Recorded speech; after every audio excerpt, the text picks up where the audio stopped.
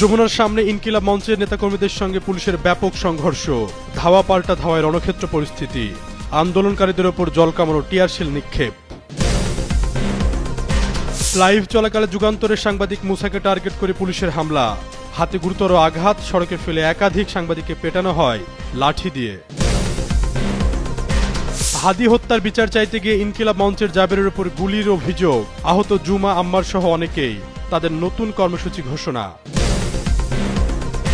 ছাত্র জনতার অবস্থান কর্মসূচিকে সমর্থন দিয়ে যমুনার অভিমুখে নাসিরউদ্দিন পাটোয়ারির সমর্থকরা, প্রধান উপদেষ্টার বাসভবনের সামনে ১৪৪ ধারা জারি। ইনকিলাব মঞ্চের অবস্থান কর্মসূচির মধ্যে মুখ খুললেন জামায়াত আমির, হাদি হত্যার বিচারে কোনো ছাড় নয়, ঝালকাঠির মানুষকে প্রতিশ্রুতি।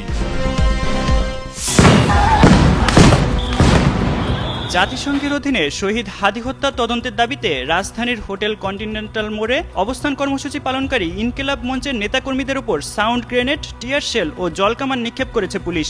এতে বিক্ষোভকারীরা ছত্রভঙ্গ হয়ে যায়। শুক্রবার দুপুরে টানা দ্বিতীয় দিনের মতো ওই মোড়ে অবস্থান নেন সংগঠনটির নেতাকর্মীরা। বিকেল প্রায় ৪টার দিকে পরিস্থিতি উত্তপ্ত হলে পুলিশ লাঠিচার্জের পাশাপাশি সাউন্ড গ্রেনেড, টিয়ার শেল ও জলকামান ব্যবহার করে তাদের সরিয়ে দেয়। ইনকিলাব মঞ্চের ফেসবুক পোস্টে জানানো হয়েছে, সংগঠনটির সচিব আব্দুল্লাহ আল জাবের গুলিবদ্ধ হয়েছেন।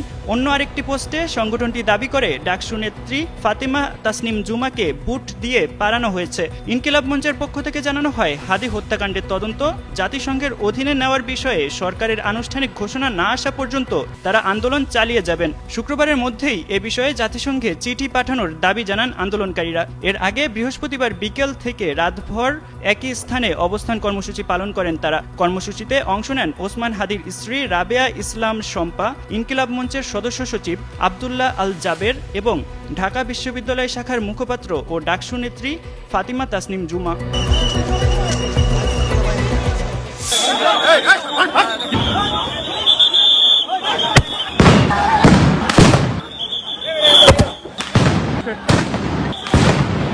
শরীফ ওসমান হাদি হত্যার ঘটনায় জড়িতদের বিচারের দাবিতে প্রধান উপদেষ্টার বাসভবন যমুনা অভিমুখে ইনকিলাব মঞ্চের পদযাত্রায় সংবাদ সংগ্রহের সময় যুগান্তরের মাল্টিমিডিয়া রিপোর্টার আবু সালেহ মুসার উপর টার্গেট করে হামলা করেছে পুলিশ। শুক্রবার বিকেলে আন্দোলনকারীরা ইন্টারকন্টিনেন্টাল মোড় থেকে ব্যারিকেড ভেঙে যমুনা অভিমুখে যাওয়ার চেষ্টা করে। এ সময় পুলিশ তাদের উপর সাউন্ড গ্রেনেড, টিয়ার শেল ও জলকামান নিক্ষেপ করে। সেই সঙ্গে নারীদের উপর লাঠিচার্জ করে পুলিশ। ওই ভিডিও ধারণকালে সাংবাদিক মুসার উপর টার্গেট করে হামলা চালায় এক পুলিশ সদস্য।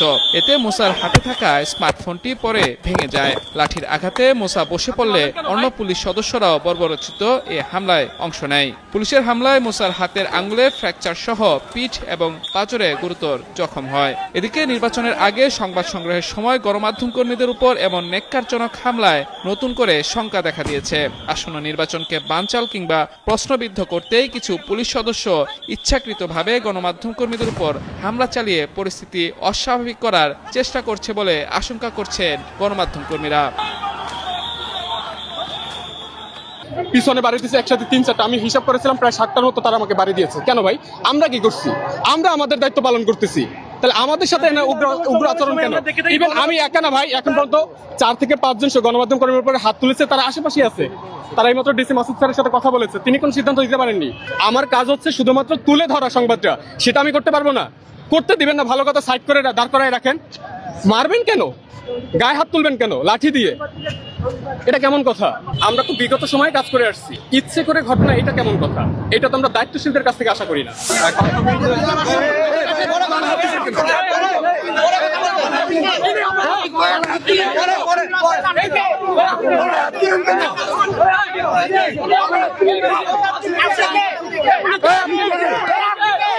পিছনে বাড়ি দিয়েছে একসাথে ৩-৪টা, আমি হিসাব করেছিলাম প্রায় ৭টার মতো তারা আমাকে বাড়ি দিয়েছে। কেন ভাই?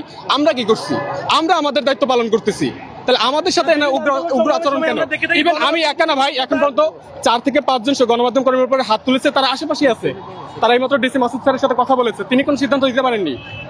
এটা কেমন কথা ভাই? বিগত দিনও যখন গণমাধ্যম কর্মীদের উপর হামলা হয়েছে, এটা হবে কেন? বিগত আর এখন নাই, বিগত আর এখন নাই।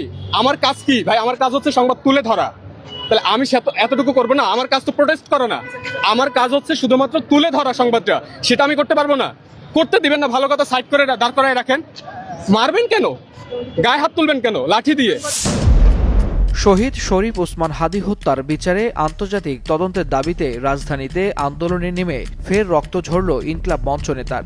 জাতিসংঘের অধীনে হাদী হত্যার তদন্ত এবং জড়িতদের বিচারের দাবিতে প্রধান উপদেষ্টার বাসভবন যমুনা অভিমুখে যাত্রা করছিল ইনকিলাব মঞ্চের নেতাকর্মীরা। সেই কর্মসূচিতেই পুলিশের সঙ্গে সংঘর্ষে গুলিবিদ্ধ হয়েছেন সংগঠনটির সদস্য সচিব আব্দুল আল জাবের। সংগঠনটির ফেসবুক পেজে এক পোস্টে এই তথ্য জানানো হয়। শুক্রবার বিকেল 4:30টার দিকে রাজধানীর ইন্টারকন্টিনেন্টাল মোড়ে এই সংঘর্ষের ঘটনা ঘটে। আন্দোলনকারীরা যমুনার দিকে অগ্রসর হলে পুলিশ ব্যারিকেড দিয়ে তাদের থামানোর চেষ্টা করে। এক পর্যায়ে ব্যারিকেড ভাঙার চেষ্টা হলে পরিস্থিতি উত্তপ্ত হয়ে ওঠে। পুলিশ জলকামান ও টিয়ার গ্যাস ব্যবহার করে আন্দোলনকারীদের ছত্রভঙ্গ করার চেষ্টা করে বলে জানা গেছে। সংঘর্ষের মধ্যেই গুলিবিদ্ধ হন জাবের। ইনকিলাব মঞ্চের দাবি, এই ঘটনায় শতাধিক আন্দোলনকারী আহত হয়েছেন। তবে ঢাকা মেডিকেলের পুলিশ ফাঁড়ির ইনচার্জ মোহাম্মদ ফারুক বলেন, 3 জনকে হাসপাতালে চিকিৎসা দেওয়া হচ্ছে, তবে কেউ গুলিবিদ্ধ নয়।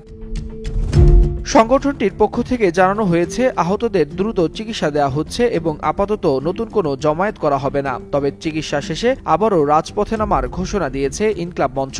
এদিকে সংঘর্ষে আহতদের সঠিক সংখ্যা ও অবস্থার বিষয়ে বিস্তারিত তথ্য এখনও জানায়নি পুলিশ। তবে ইনকিলাব মঞ্চের পক্ষ থেকে পরিস্থিতি শান্ত রাখার আহ্বান জানালেও রাজধানীর রাজপথে নতুন করে উত্তেজনার আশঙ্কা দেখা দিয়েছে। ওয়ালিউল হাসানাত, যুগান্তর নিউজ।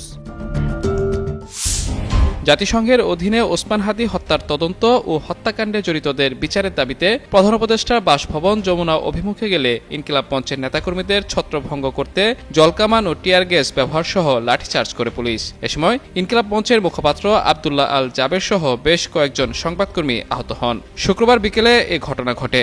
ইনকিলাব মঞ্চের নেতাকর্মীদের উপর পুলিশি হামলার প্রতিবাদে প্রধান উপদেষ্টার বাসভবন যমুনার সামনে গিয়েছেন ঢাকা 8 আসনের 11 দলীয় জোটের প্রার্থী ও জাতীয় নাগরিক পার্টি এনসিপির মুখ্য সমন্বয়ক নাসির উদ্দিন পাটোয়ারি ও তার সমর্থকরা। এর আগে বিকেল 3:50 দিকে ইন্টারকন্টিনেন্টাল মোড় থেকে যমুনা অভিমুখে যাওয়ার সময় পুলিশের ব্যারিকেড ভেঙে সামনে এগিয়ে যেতে গেলে পুলিশ ইনকিলাব মঞ্চের নেতাকর্মীদের বাধা দেয়। এ সময় আন্দোলনকারীদের ছত্রভঙ্গ করতে পুলিশ জলকামান ও টিয়ার গ্যাস ব্যবহার সহ লাঠিচার্জ করে।